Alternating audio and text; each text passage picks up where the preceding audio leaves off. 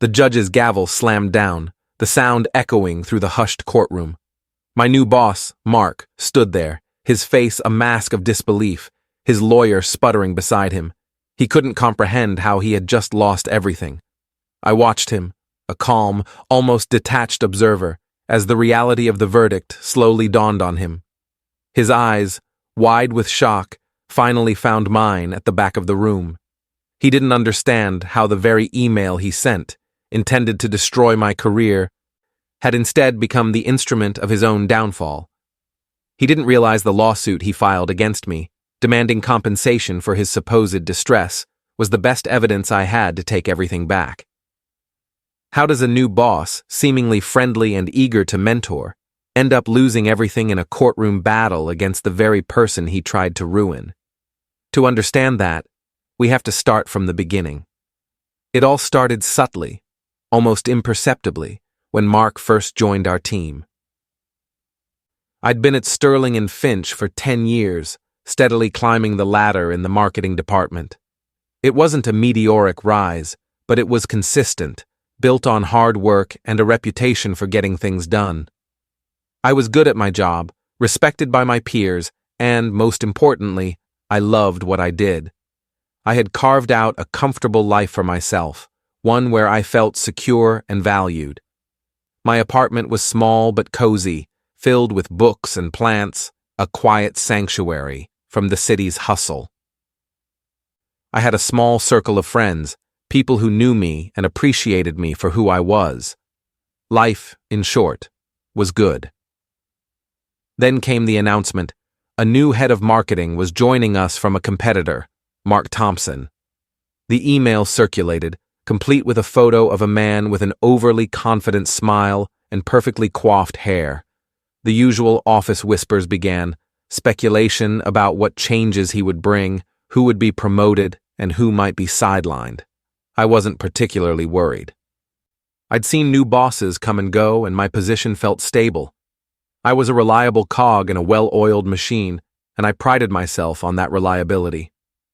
On his first day, Mark made the rounds, shaking hands, making eye contact, and dispensing charm like it was candy. When he got to my desk, he paused, his smile widening. "Ah, Michael," he said, extending a hand. "Heard a lot about you. You're the go-to person for all things digital strategy, right?" I nodded, a flicker of pride warming me. "That's me." He squeezed my hand a little too firmly. "Excellent. I'm really looking forward to working with you. In fact, I was hoping you could mentor me a bit, show me the ropes. Give me the lay of the land." His tone was disarmingly friendly, almost deferential. He made it sound like he genuinely valued my experience, that he saw me as an asset, not a subordinate.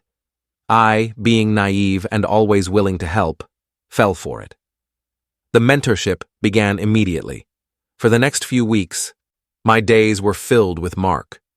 I spent hours after work with him, walking him through our analytics dashboards, explaining the nuances of our key client accounts, and outlining the strategic initiatives I had planned for the next 2 quarters.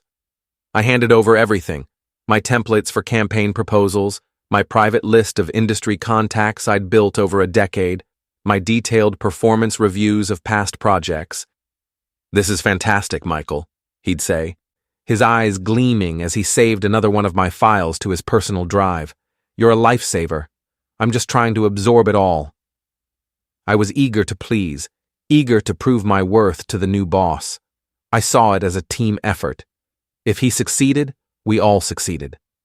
The first red flag appeared about 2 weeks in, but I chose to ignore it. We were in a big meeting with the executive team, including the CEO. The CEO asked about our strategy for capturing the Gen Z market.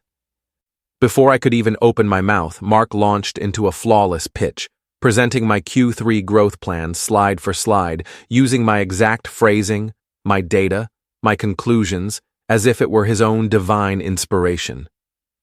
He never once glanced in my direction. I sat there, frozen in my chair. A hot flush of confusion and anger washed over me. But what could I do?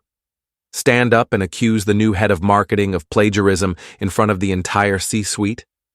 I was a team player, a company man. So, I told myself it was for the good of the department.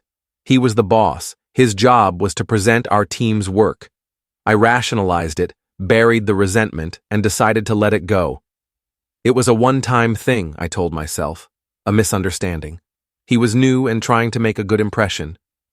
But it wasn't a one-time thing. It became the pattern. My late-night analyses became his brilliant morning insights.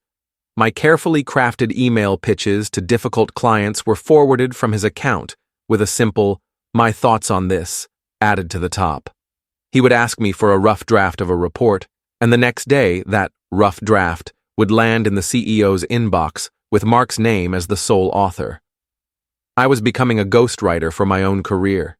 He was a hollow man, an empty vessel, and he was filling himself up with my work, my experience, my professional identity.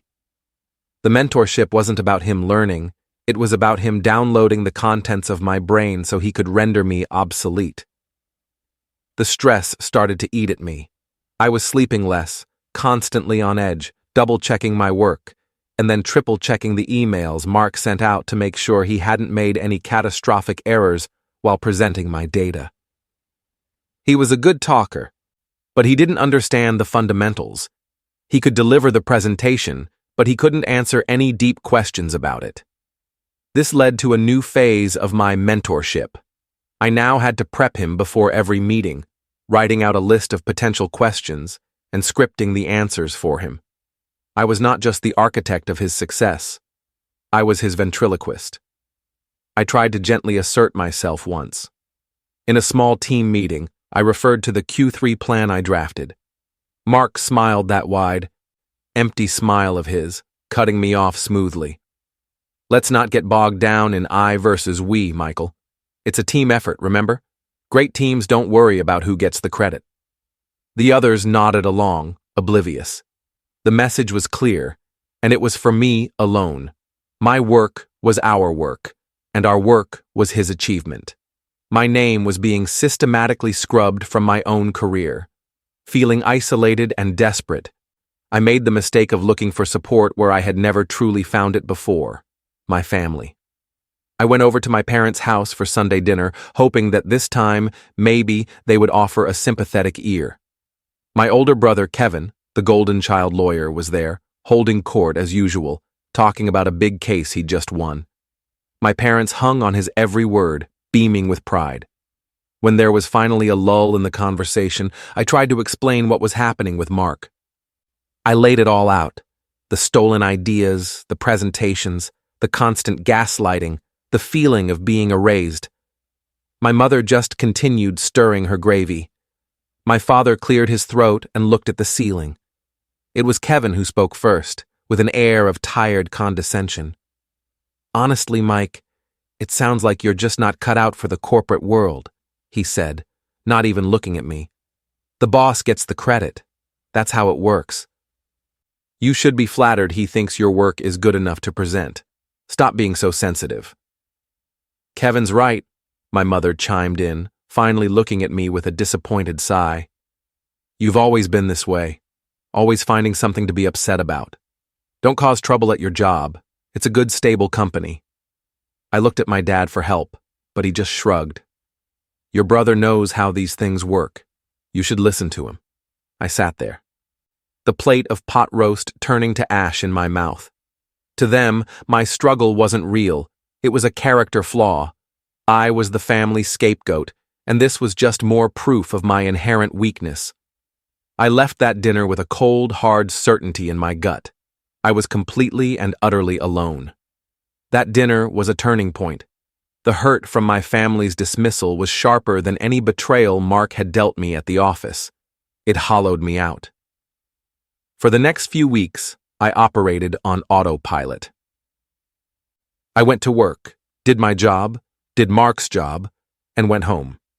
The fire in my belly had been replaced by a cold, heavy stone of resignation. I stopped trying to assert myself. I stopped caring. I just did the work, forwarded it to him, and collected my paycheck. I was a ghost in my own life, and I was starting to believe the narrative that was being built around me, that I was just a quiet, unremarkable and slightly incompetent drone. The final straw, the thing that finally woke me from my stupor, came on a Tuesday afternoon. It was the end of the quarter, and Mark was up for a significant performance bonus, along with a potential promotion to senior director. He'd been schmoozing the VP of Global Marketing, a man named Mr. Harrison, for weeks. I knew he was building a case for his own brilliance, but I had no idea how far he would take it to secure his position. The email landed in my inbox at 4:15 p.m. The subject line was, Q3 Performance Review Confidential. It was from Mark, addressed to Mr. Harrison and the head of HR. I was CC'd. For a split second, I thought it was a mistake, a careless click. Then I started to read. The first few paragraphs were a masterclass in self-aggrandizement. Mark took credit for every single success our department had achieved. From the Gen Z campaign to the successful renegotiation of our digital ad contracts, all projects I had single-handedly managed. Then came the paragraph about me. While the team as a whole has excelled under my leadership, he wrote, I must admit, I've had to invest a disproportionate amount of time in mentoring Michael. His core performance has been lackluster, and frankly, his strategic thinking is not up to the standard Sterling and Finch requires. He struggles with deadlines and requires constant supervision. I have been patient, personally carrying a significant portion of his workload to keep our projects on track, but I am concerned about his long-term viability in a high-performance role. I read it once, then twice. He had used the very lie he'd created, the mentorship, to paint me as an incompetent burden. He wasn't just stealing my achievements, he was actively destroying my reputation to secure his own future. The cold stone in my stomach didn't shatter, it sharpened. It turned into a shard of ice. All the hurt, the confusion, the self-doubt, it all burned away, replaced by a single, chillingly clear thought. He will not get away with this. I didn't yell. I didn't storm into his office. I calmly moved my mouse, clicked File, and then Save As. I saved the email to a secure flash drive. Then I forwarded a copy to my personal email account. The rules of fairness and hard work were a joke. This wasn't a job anymore. It was a war, and Mark had just handed me all the ammunition I would ever need. From that day on, something inside me shifted. The despair was gone, replaced by a cold, methodical purpose. I went into the office the next morning and became the most helpful, diligent, and subservient employee Mark could ever have dreamed of. My new mantra was malicious compliance. He asked for the latest market analysis. I sent it to him via email with the subject line, Draft analysis for your review, and made sure to include the raw data files I'd spent 40 hours compiling. He wanted ideas for a new campaign. I'd type up a 10-page proposal and email it with the note, Hi Mark, here are those initial concepts I've been developing. Let me know which direction you'd like to proceed in. Every verbal request was now followed up with a carefully worded email from me, summarizing the conversation and my action items. Hi Mark, just to confirm our chat by the coffee machine, I will proceed with drafting the Project Nightingale proposal based on the initial framework I presented to you yesterday. I was creating an undeniable, time-stamped, and meticulously organized paper trail of my contributions. Mark, blinded by his own arrogance, saw this as a sign of my complete submission. He thought he'd finally broken me. He'd reply with a curt, thanks, or noted, never realizing that with every casual acknowledgement, he was tightening the noose around his own neck. He was a thief, and I was now diligently recording his every crime. But a paper trail wasn't enough. I knew I couldn't go to HR. They exist to protect the company, not the employee. And I certainly wasn't going to ask my brother for legal advice. I spent a weekend researching labor lawyers and found a woman named Sarah Jenkins, a specialist in workplace disputes with a reputation for being a shark. I took a half-day off and went to see her.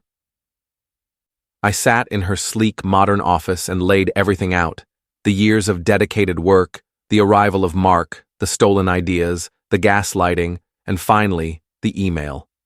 I handed her a printed copy.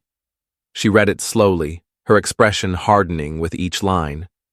When she finished, she looked up at me, her eyes sharp and intelligent.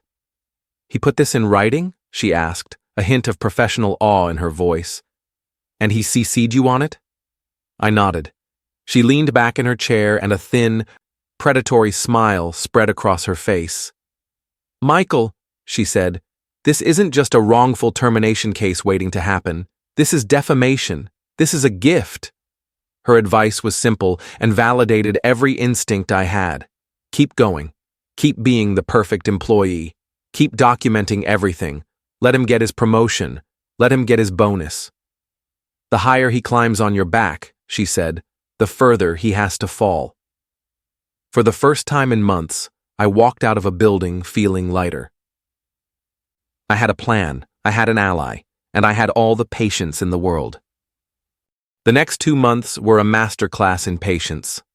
I watched as Mark was officially promoted to senior director, a move based almost entirely on the Q3 performance report that I had authored.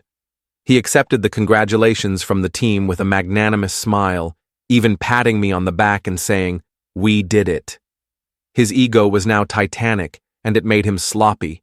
This was exactly what my lawyer, Sarah, and I were counting on. The final piece of the trap was a massive new campaign, the Odyssey Initiative, the biggest project our department had seen in 5 years. It was meant to be Mark's legacy project, the one that would prove his genius to the entire company. Of course, he delegated the entire thing to me. "I'll handle the high-level vision, you take care of the nuts and bolts," he'd said. In reality, that meant I did everything. I worked 70-hour weeks, building the most complex, innovative, and data-driven marketing strategy of my entire career. It was my masterpiece, and I documented every second of it. Every data point, every creative brief, every budget projection was sent to Mark in an email for his approval, and every approval was another nail in his coffin, but this time I added a special feature. Deep within the financial projections, on the most important slide of the entire presentation deck, was a chart showing a projected 200% return on investment. The chart looked beautiful, compelling, and utterly convincing. However, I built it so that the chart's data was dynamically linked to an external spreadsheet on a secure cloud server.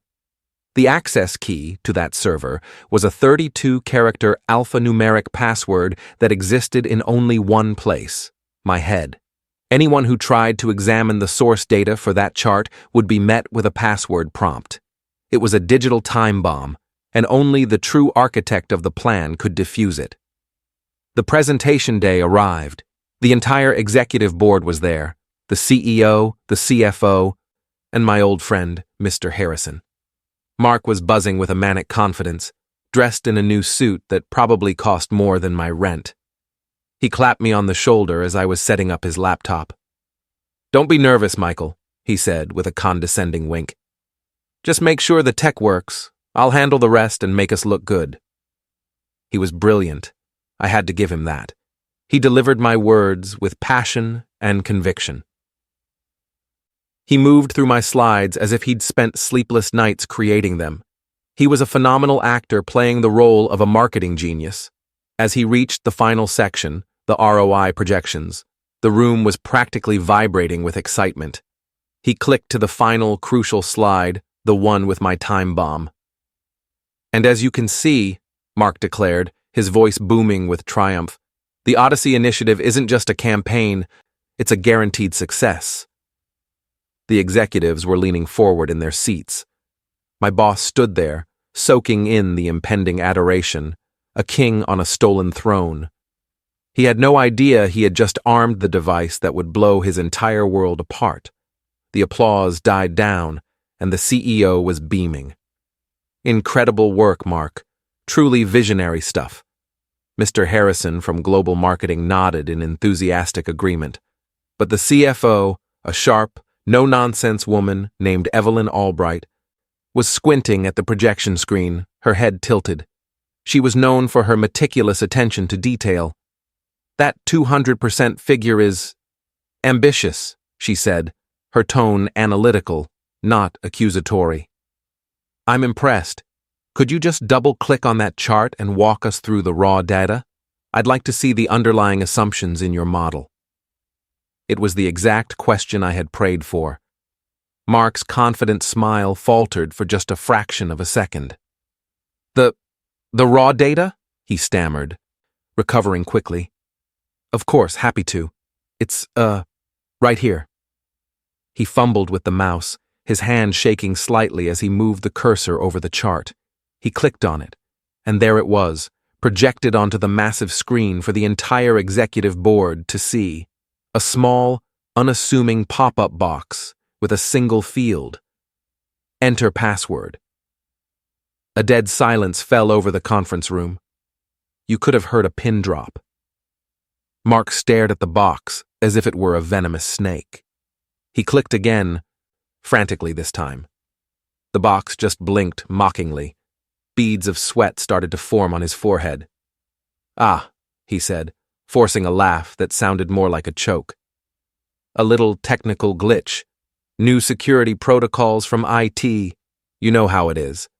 He then turned and shot me a venomous glare from across the room. Michael, can you come sort this out? His tone was dismissive, as if I were the IT guy who'd failed to do his job. This was the moment. I walked calmly to the front of the room. I didn't look at Mark. I made eye contact with the CFO and the CEO. My apologies, everyone, there's no glitch, I said, my voice steady and clear. I looked at the password box. That's the access portal for the secure modeling server. I password protect all of my primary financial models to ensure data integrity during the development phase. It's a standard part of my workflow. I put just the slightest emphasis on the word my. The executives exchanged glances. Mark's face had gone from pale to a ghastly shade of gray. I calmly typed the 32-character password into the box and hit enter.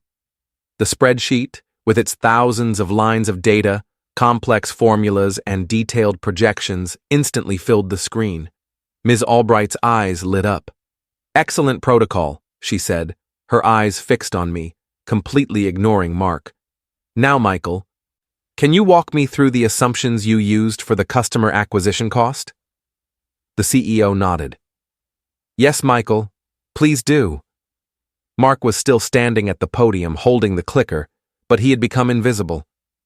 For the next 20 minutes, I held the floor. I didn't just answer Ms. Albright's question about customer acquisition cost. I dissected the entire financial model, explaining the regression analysis I'd used to forecast market penetration, the risk factors I'd accounted for in the supply chain, and the contingency plans I had developed for 3 different potential competitor responses. I spoke with a fluency and confidence that only comes from someone who has lived and breathed the data for months on end. I was in my element. Mark tried to jump in a few times, a desperate attempt to reclaim the spotlight. Yes, precisely, he'd interject loudly.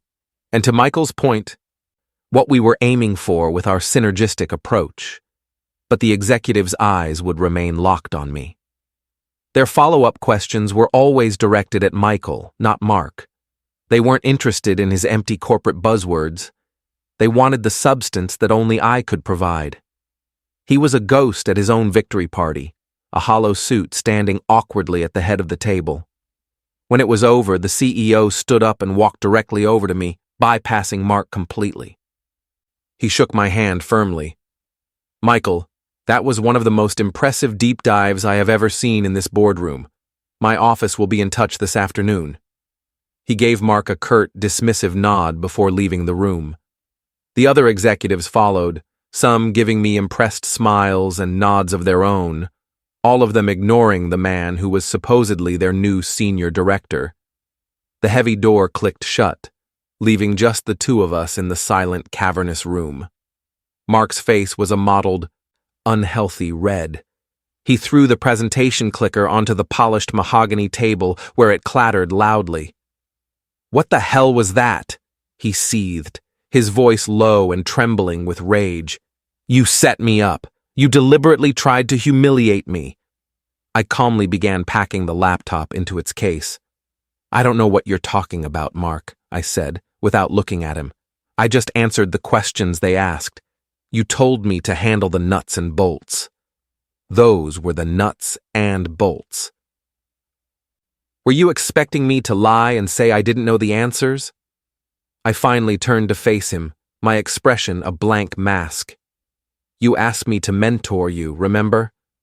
I thought you'd be pleased to see I had done my homework so thoroughly. His eyes bulged. He was a cornered animal. You're done, he snarled, pointing a shaking finger at me. You are finished at this company. I'm filing a formal complaint with HR for gross insubordination and deliberate sabotage, and then I'm going to sue you personally for the professional distress and reputational damage you've caused. I will ruin you. A strange sense of calm washed over me, a feeling of absolute certainty. This was it. The final, fatal mistake my lawyer had predicted. Do it, I thought to myself, a cold, thin smile playing on my lips. Please, do it. True to his word, the next morning I was called into a sterile conference room with the head of HR and a stone-faced Mark.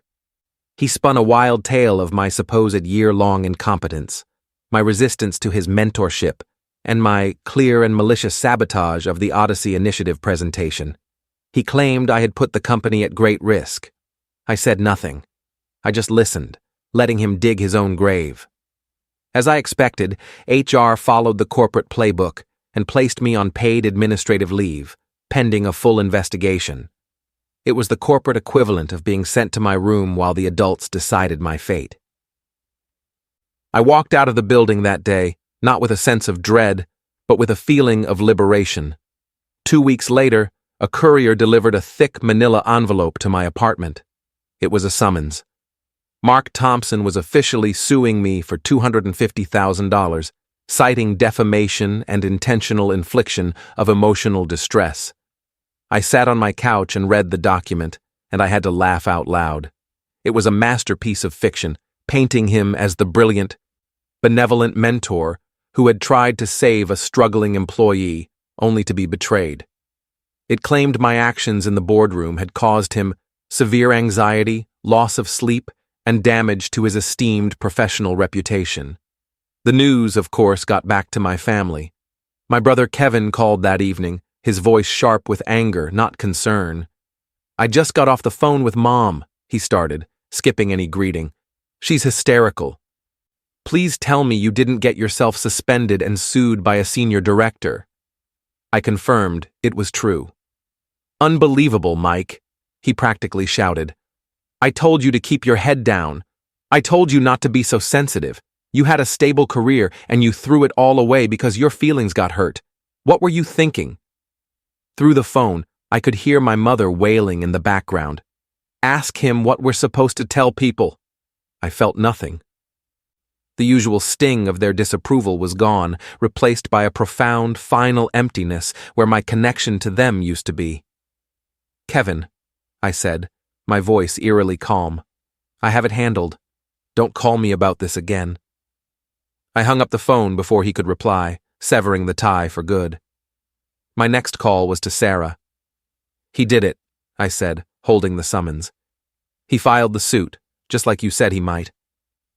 I could practically hear the grin spreading across her face. Oh, this is beautiful. This is better than I ever could have hoped. The absolute arrogant fool. He just handed us the keys to the kingdom. A defamation suit opens the door for discovery. We can demand every email, every document, every performance review related to his claims. This isn't a defense anymore, Michael. This is a counteroffensive. It's time. The discovery process was a slaughter. Sarah's team subpoenaed every digital communication Mark had made on company servers for the past 6 months. The result was a mountain of evidence that laid his deception bare. There were the dozens of emails I had meticulously documented, showing my work and his one-word approvals. Then there were the emails he sent to his superiors, where he would copy and paste my text, hit send, and bask in the praise. The paper trail was so obvious, so damning, It was a wonder he'd ever thought he could get away with it. Armed with this, Sarah filed a blistering countersuit for defamation, citing the email to Mr. Harrison as the primary exhibit. The trap was now fully sprung. Mark's ridiculous lawsuit against me had become the legal vehicle for his own destruction, which brings us back to that moment in the courtroom. Mark was on the stand, looking polished and confident under his own lawyer's gentle questioning. He painted himself as a patient leader, burdened by a difficult and underperforming subordinate. He was believable. He was charming. He was a liar. Then it was Sarah's turn. She approached the witness stand, calm and surgical.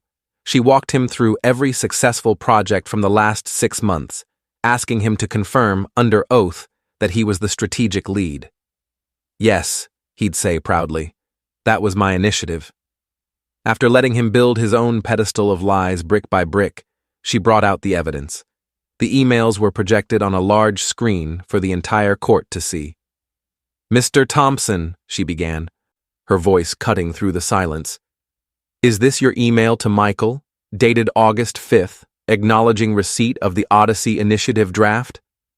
Mark's smile tightened. "Yes." Sarah clicked to the next slide. "And is this your email, sent just 7 minutes later to the entire executive board, with the subject line, 'Presenting my vision for the Odyssey Initiative,' containing the exact same document?" The color drained from Mark's face. She did this a dozen more times, showing the undeniable, time-stamped pattern of theft. The final exhibit was his email to HR, the one where he called me incompetent. Sarah read his words aloud. "His performance has been lackluster. He requires constant supervision. I am concerned about his long-term viability." She looked up at him, her eyes cold.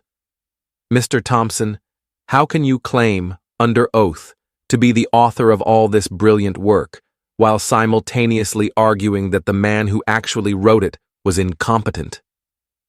He had no answer. He just sat there, deflated and exposed, a fraud under the harsh courtroom lights. The judge's gavel slammed down. Mark's case was dismissed, and I was awarded $500,000 in my countersuit for defamation and damages. He was fired the next day, his career and reputation in ruins. The CEO of Sterling & Finch called me personally, apologized profusely, and offered me Mark's job with a significant raise. I politely declined. Instead, I used the settlement money to start my own strategic consulting firm. My reputation, forged in that courtroom, made me an overnight success. I never spoke to my parents or brother again. Their silence was the greatest gift they ever gave me. I was finally free, defined not by their judgment or a boss's theft, but by the truth I fought to reclaim.